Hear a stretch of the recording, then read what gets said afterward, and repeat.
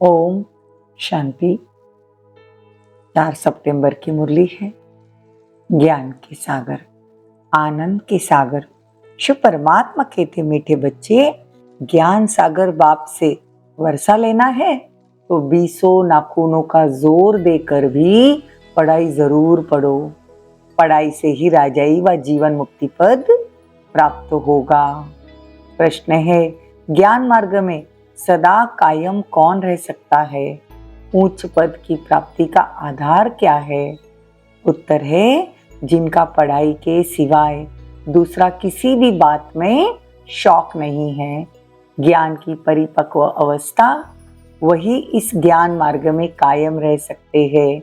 बाकी ध्यान दीदार की आश रखना, खेलपाल करना, इससे कोई फायदा नहीं। और ही माया प्रवेश कर लेती है, फिर बाप का हाथ वह पढ़ाई छोड़ देते हैं। उच्च पद के लिए पढ़ाई पर फुल अटेंशन चाहिए। गीत है, तुम ही हो माता। ओम शांति। बाबा कहते हैं, ओम शांति का अर्थ जो रिलीजियस माइंडेड होते हैं उनको ज्यादा समझ में आएगा। मंदिरों में जाते हैं, मुख से ओम शांति कहते हैं, लेकिन बाबा कहते हैं ओम शांति का अर्थ उन्हें समझता नहीं है। ओम शांति का अर्थ क्या है? अहम आत्मा, मैं आत्मा हूँ, मैं आत्मा शांत स्वरूप हूँ। तो बाबा कहते हैं, सुप्रीम सोल अथवा आत्मा कहती है ओम शांति, मैं जो आत्मा हूँ मेरा स्वधर्म शांत है। देखो बाप की भी कितनी महिमा होती है। फिर वह कब आए, कब आकर साथी बनेंगे, ये कोई नहीं जानते। कहते हैं जब भक्ति मार्ग का अंत होता है तब भक्तों की रक्षा करने मुझे आना पड़ता है। मुझे खेवैया बन वापिस ले जाना है। तुम जानते हो कैसे आकर माता पिता बने, इसको ही खेवैया या गुरु कहा जाता है।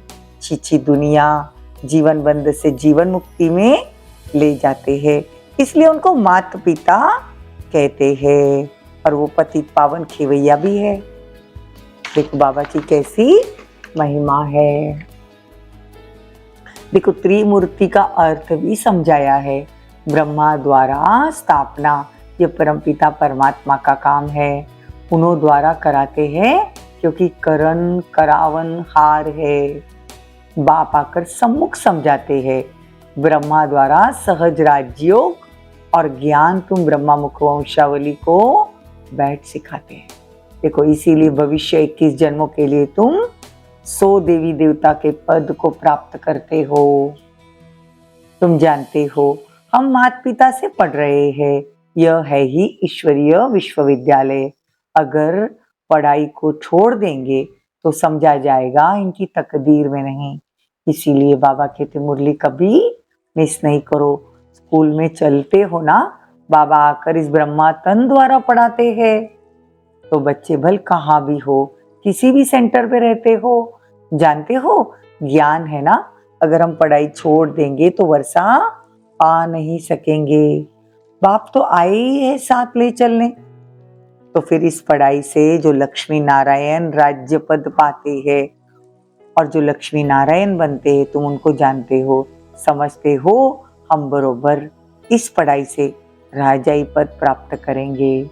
जितना जो पढ़ेंगे, पढ़ाई नहीं पढ़ेंगे तो पद भ्रष्ट पड़ेगा। देखो पढ़ाई अगर हम नहीं पढ़ते तो पद क्या हो जाएगा? भ्रष्ट हो जाएगा। यह है राजयोग की पढ़ाई। बहुत बच्चे पढ़ाई पढ़ते पढ़ते थक जाते हैं कि क्या रोज वही मुरली होती है, रोज वही सुनना। नहीं, पढ़ाई नहीं पढ़ना मतलब मुरली नहीं सुनना मतलब थक जाना। कहते बस आगे हम नहीं पढ़ सकते, इस पढ़ाई में कोई खर्चे की थोड़ी बात है।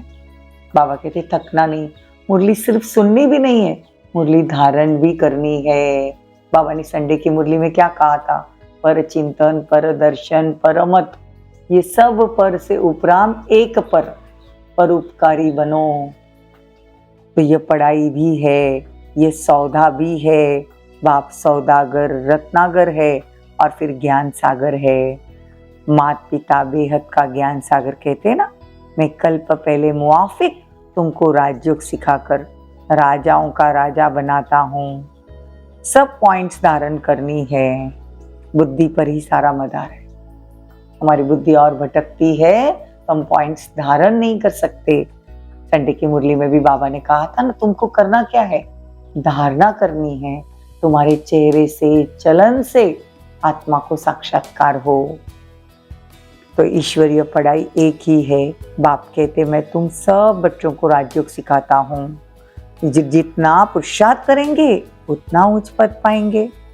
बाप को तो सबसे लव है ना, सबको माया की जंजीरों से छुड़ाने आए हैं।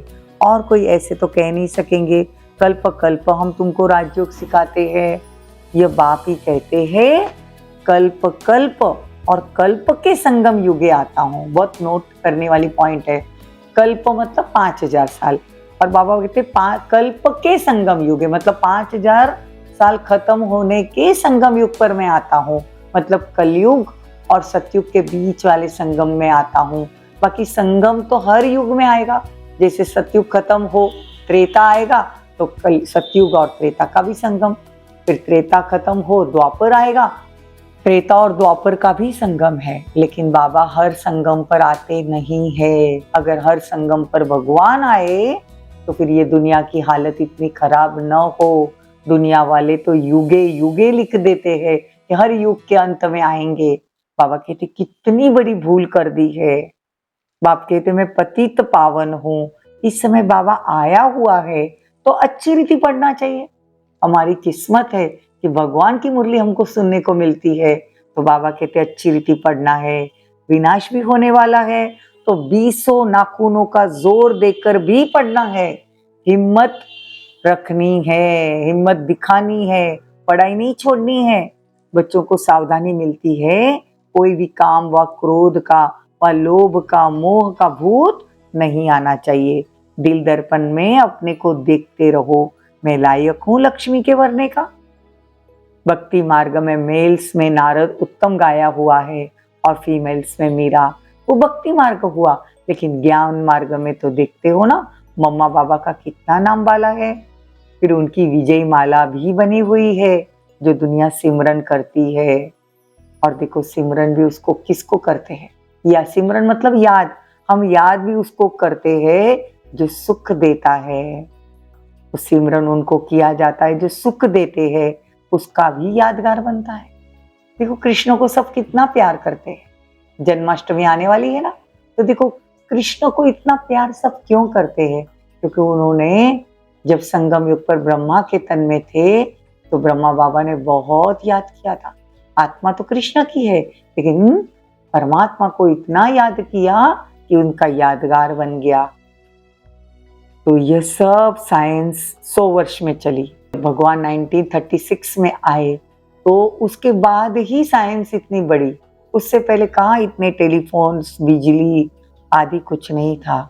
ये 100 वर्ष में जो भगवान ने आने के बाद ये जो प्रगति हुई, तो बाबा कहते ये भपका है।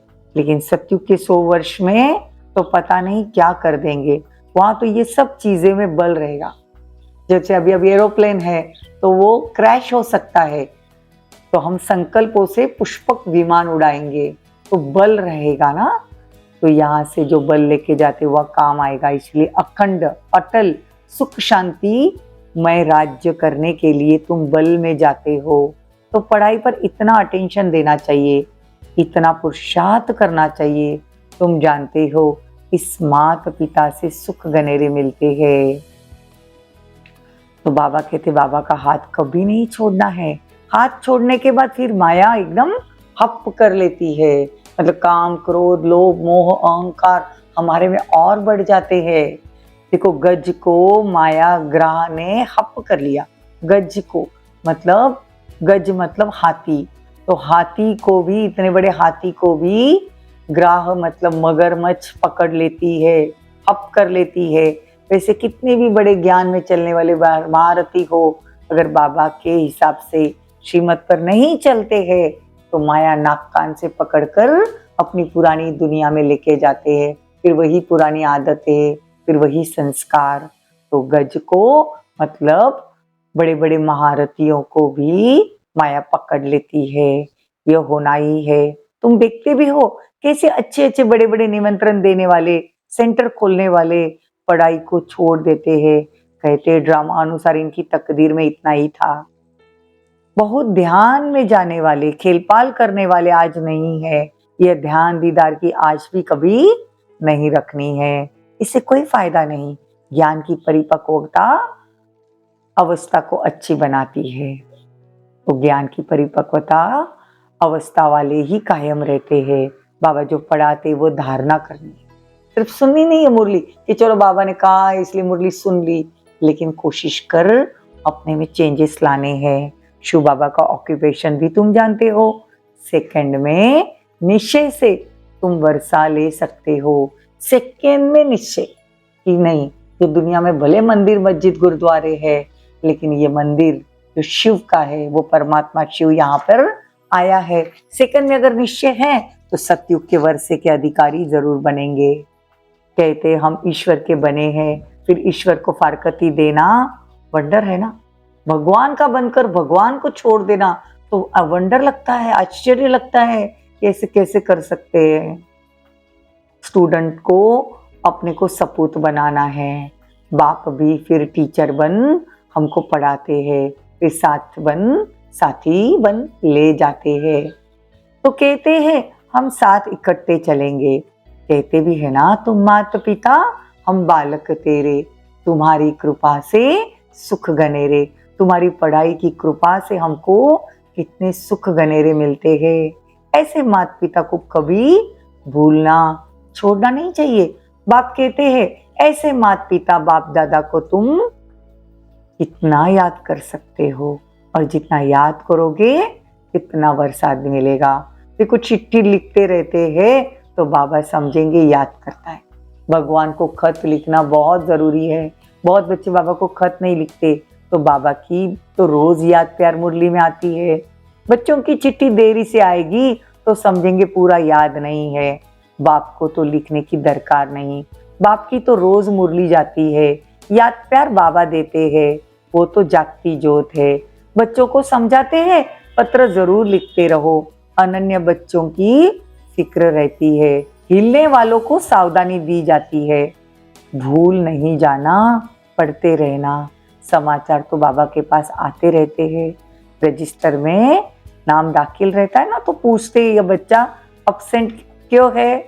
तो अगर अब्सेंट रहते हैं तो समझा जाता है ये मर गया, मतलब ज्ञान में मर गया। तो बाबा पूछते हैं कि फलाना क्यों नहीं आता, तो लिखते फलाना अभी आता ही नहीं, शायद संशय बुद्धि हो गया। अच्छा आगे चलकर शायद निश्चय बुद्धि हो जाए। अच्छा मीठी मीठी सिकिलती बच्चों प्रति माता पिता बाप दादा का याद प्यार और गुड मॉर्निंग। रूहानी बाप की रूहानी बच्चों को नमस्ते।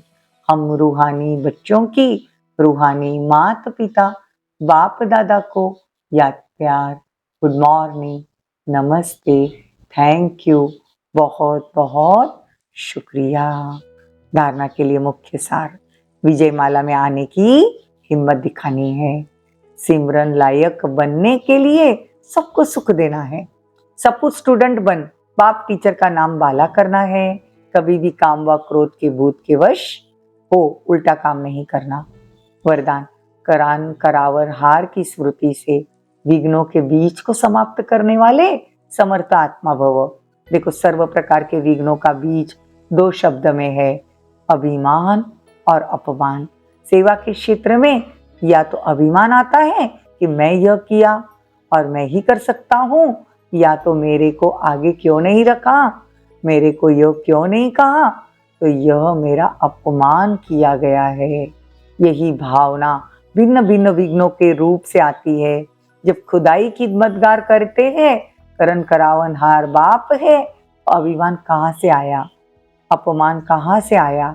इसलिए कंबाइंड रूप की स्मृति द्वारा समर्थ आत्मा बनो तो विघ्नों का बीज सदा के लिए समाप्त हो जाएगा। स्लोगन, ज्ञान स्वरूप बनना है तो बाप और पढ़ाई से समान प्यार हो। ज्ञान स्वरूप बनना है तो बाप और पढ़ाई से समान प्यार हो। ऐसा नहीं कि मैं तो बाबा बाबा करती हूँ, पढ़ाई तो कुछ इतनी है नहीं, या पढ़ाई तो रोज पढ़ती हूँ, योग नहीं है तो ये गलत है। ओम शांति।